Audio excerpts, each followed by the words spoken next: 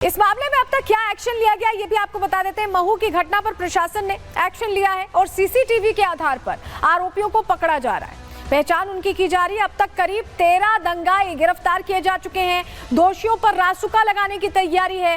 क्या दंगाइयों के घर पर अब बुलडोजर एक्शन होगा, इसकी भी मांग की जा रही है, क्योंकि जिस तरह की घटना है उससे लोगों में गुस्सा और वो कह रहे हैं कि बुलडोजर एक्शन होना चाहिए। कलेक्टर इंदौर आशीष सिंह क्या इस पर कह रहे हैं, किस तरह से कार्रवाई हो रही है, सुनिए।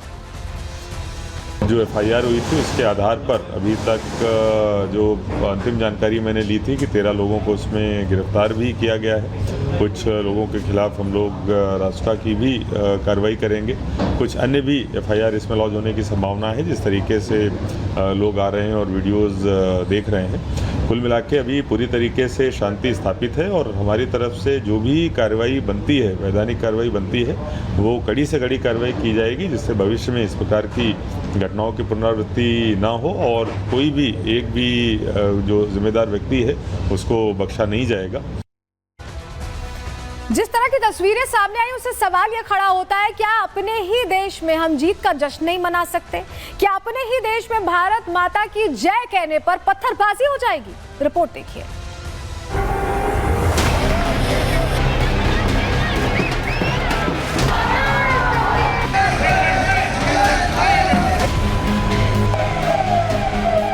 भारतीय क्रिकेट टीम ने रविवार रात एक नया कीर्तिमान अपने नाम किया। रोहित की सेना ने चैंपियंस ट्रॉफी में जीत दर्ज की तो पूरे देश में होली से पहले दिवाली मनाई गई। दिल्ली से लेकर मुंबई तक, गुजरात से लेकर चेन्नई तक हर भारतीय भारत माता की जय के नारे लगाता नजर आया। मध्य प्रदेश के अलग अलग शहरों में भी आतिशबाजी की गई, लेकिन इंदौर के महू में तिरंगे के साथ मनाया जा रहा ये जश्न जिहादी मानसिकता वालों को रास नहीं आया। पहले विजय जुलूस पर पत्थरबाजी की गई, उसके बाद लोगों को दौड़ा दौड़ा कर पीटा गया। कट्टरपंथियों का मन इतने से भी नहीं भरा तो उन्होंने गाड़ियों को आग लगा दी, मंदिर पर पत्थर फेंके और हिंदुओं की दुकानों को निशाना बनाया। मुस्लिम वर्ग के लोग हैं, यहाँ मस्जिद है जो पत्ती बाजार की, वहाँ 500-700 युवा इकट्ठे हो गए। लगातार पत्थर, सबसे पहले वहाँ मंदिर पर पत्थर फेंके, नीचे हमारे यहाँ पे जो सीसीटीवी कैमरे लगे, नीचे 4 कैमरे लगे थे वो तोड़ दिए। एक सोची समझी रणनीति के तहत करा, नहीं तो एकाएक इतने पत्थर आना, पेट्रोल बम आना, कारों में आग लगाना, ये ऐसा नहीं हो सकता। भगवान तुम्हारे राम को बुलाओ, तुम्हारी गाड़ी चल रही है, ऐसा आपसे बोले?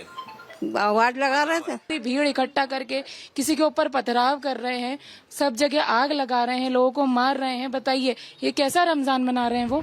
महू से जो तस्वीरें सामने आई हैं, उसे देखकर साफ समझा जा सकता है कि पत्थरबाजी और आगजनी करने वाले लोग किस समुदाय से थे। इन तस्वीरों में साफ दिख रहा है कि मस्जिद से भीड़ सड़क की तरफ आई और जश्न मना रहे लोगों से मारपीट और गाली गलौज शुरू कर दी। भीड़ में शामिल इन उपद्रवियों ने पहचान छिपाने के लिए चेहरा ढक लिया, लेकिन इनकी जिहादी हरकतें इनकी सोच की गवाही दे रही हैं।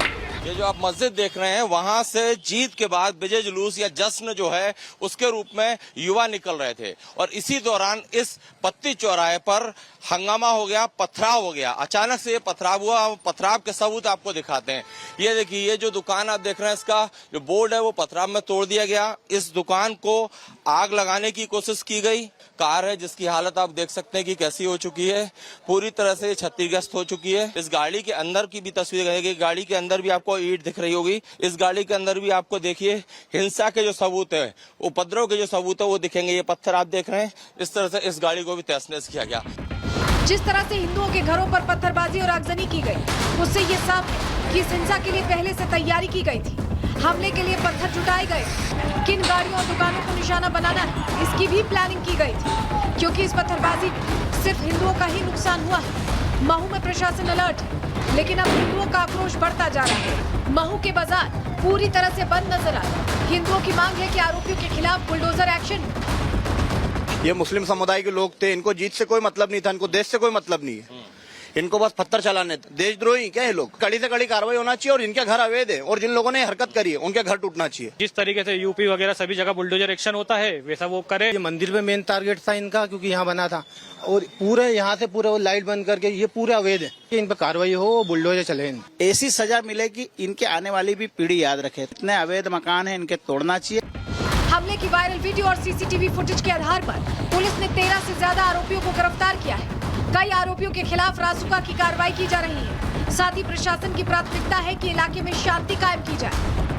अभी पुलिस अभिरक्षा में लगभग 12-13 लोग हैं और उनके खिलाफ कार्रवाई की गई है। सीसीटीवी फुटेज में जो भी व्यक्ति उपद्रवी नजर आएंगे और पहचान जिनकी होगी उनके खिलाफ कार्रवाई होती जाएगी। हमारा जो मुख्य उद्देश्य अभी यह है कि यहाँ शांति व्यवस्था बनी रहे और किसी प्रकार से कोई गड़बड़ ना हो, बदमाशी ना हो और क्षेत्र में सब लोग सामान्य जीवन यापन जैसे करते रहे वैसे ही करते रहे। महू से हिंसा की जो तस्वीरें सामने आई हैं, उसने कई तरह के सवालों को जन्म दे दिया है। सवाल ये कि क्या अपने देश में जश्न मनाना गुनाह है? सवाल ये कि जिस भारत में रहते हो वहाँ भारत माता की जय करने पर पत्थर मारा जाएगा। साथ ही सवाल ये भी कि ऐसी मानसिकता पर कठोर कार्रवाई कब होगी। Bureau report, Republic Bharat. सवाल कई है। जिस तरह की तस्वीरें सामने आई, हमारे सहयोगी सत्यविजय घायलों के बीच भी पहुंचे जो इस घटना में घायल हुए। उन्होंने क्या बताया, उनकी आप बीती सुनिए। जब मस्जिद के सामने से निकले तो कुछ लोग आके ये बोलने लगे कि भारत माता की जय मत बोलो, वंदे मातरम मत बोलो, यहाँ चिल्लाओ मत, ऐसा वैसा। मतलब पता नहीं कहाँ से इतने सारे लोग आ गए, जमा हो गए। सबसे पहले भाई को पकड़ लिया, इसकी गाड़ी गिराई, इनको मारना चालू करा। सर इतने पत्थर गच्चियों पे से, महिलाओं ने बरसा है, ऊपर से गच्ची पे से टुकड़ा आया था, ब्लॉक को सर में आके बैठ गया। सर उन्हें हाथापाई करी, हाथापाई के बाद में तो मारा है, बहुत लेटा लेटा के मारा है इसको। सर हॉकी डंडा पता नहीं काय से जो हाथ मिला उससे मारा है।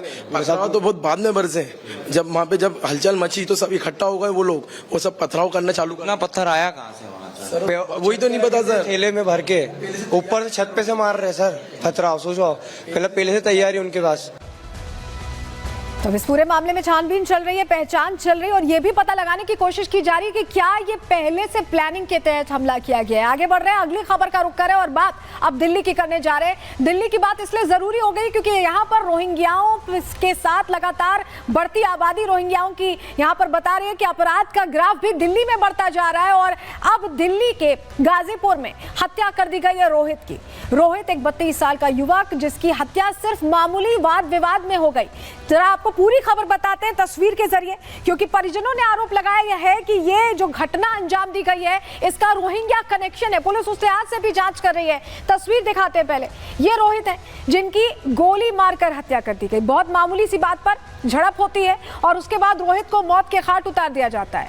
दिल्ली में जिस तरह से रोहिंग्या आबादी बढ़ रही है, दिनों दिन इस तरह की घटना सामने आ रही है कि अपराध का ग्राफ बढ़ता जा रहा है और बोला यह भी जा रहा है कि अलग अलग जगहों पर इसी तरह की घटनाएं हो रही हैं। अलग अलग मामलों में रोहिंग्याओं का नाम सामने आ रहा है, एक्शन हो रहा है दिल्ली में।